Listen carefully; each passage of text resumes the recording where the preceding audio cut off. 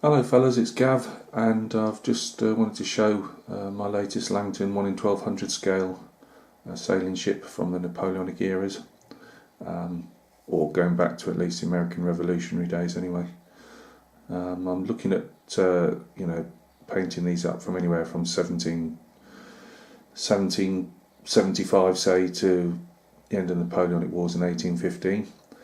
This is a French ship, and she's called the Mont-Blanc. She's a third rate, and she mounts 74 guns. She's one of the Téméraire class of ship. She's actually had about 4 names, if I remember rightly, most of which I probably would not be able to actually pronounce. So I think I'll just say she had 4 names. And the name she reverted back to in the latter years was the Mont-Blanc, named after the big mountain in France. So let's have a quick look at her. I've painted her in a really dark red, which never comes up. It didn't come up on any of my photographs I've done, and it's not going to come up now really, but that's the type of red I was after anyway. So it makes the vessel look quite dark. As usual with me, the rigging's made from plastic plastic brush bristles from a wallpaper brush. The standing rigging is black, and the running rigging is painted in khaki. The brass ratlines are a lot better than the original Langton ones, which were like a plastic mesh. The ship's boats inside were already moulded on. I've given the cannons a green look, they're a lot greener than they would have been in real life, but it's just so they stand out slightly. The white around the ship's edges are actually hammocks that have been stowed. It keeps them out of the way, keeps them clean, and adds protection for the crews when they're actually fighting the ship. Oops, that was a bit quick. So I'll give her a bit of a turn round. This is what they call Langton called easy sail. So it doesn't. Back in the day, it wouldn't prove too costly in sailing. What would happen a lot of the time is the sails would get wrecked if you push them too hard. Torn, ripped, and just. And they cost a lot of money, usually out of the ship's captain's budget if he wasn't careful. Base is resin. It's not been varnished yet. We've got a lot of humidity in the UK at the moment, so I'm just holding back on that. Although I will be varnishing it satin, so if it went shiny, it wouldn't particularly matter too much.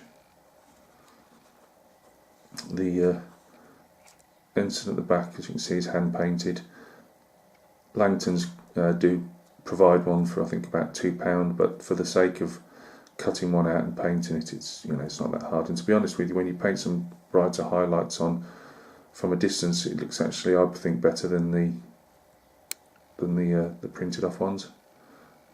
Oh, sorry guys, just trying to get the stern gallery in a bit.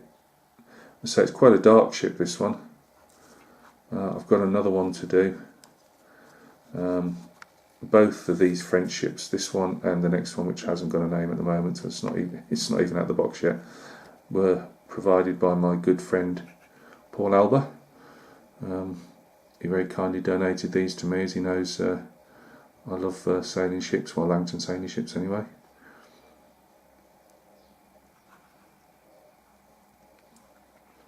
This one was made in 1791, and she fought in several battles throughout the French Republic, through the Terror, as they call it, into 1805, when she actually served at the, what I'm going to say, the Battle of Trafalgar in 1805. Well, she was in the vanguard of that, and the van at Trafalgar didn't see a lot of action for the French and the Spanish, so she actually she got away fairly unscathed, but she was later captured, and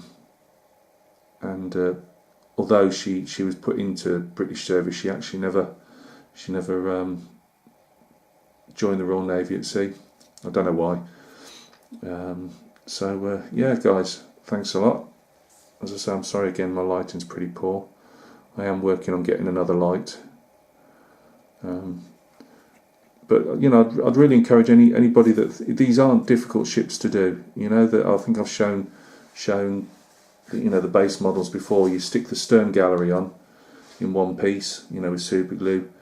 You have to stick you have to stick the sails to the masts in place, and the bowsprit, that's the big bit sticking out the front, that has to be stuck in.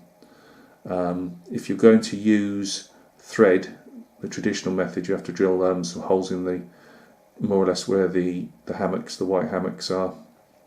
There's three holes you should be drilling on either side of the ship. Again, I think I've covered that in another video anyway. But yeah, using the paintbrush bristle method, it probably takes about let's say 4 hours for me to actually stick the bristles in place. I've already pre-painted them.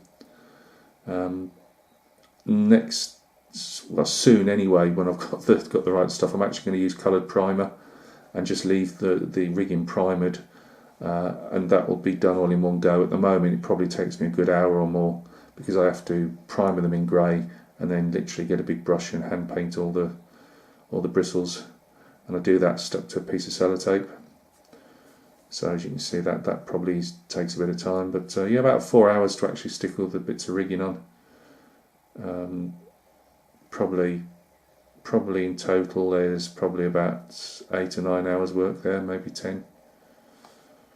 And again, with these guys, I just do them as and when, you know, I've got my commission work that I normally do, and then I just, you know, have the odd hour here and there doing bits on the ship. I do try and do the rigging more or less in one go. This one took about 2 attempts because I've run out of rigging. So yeah, fellas, I'm waffling again. I apologise for that, but that's the Mont-Blanc for you.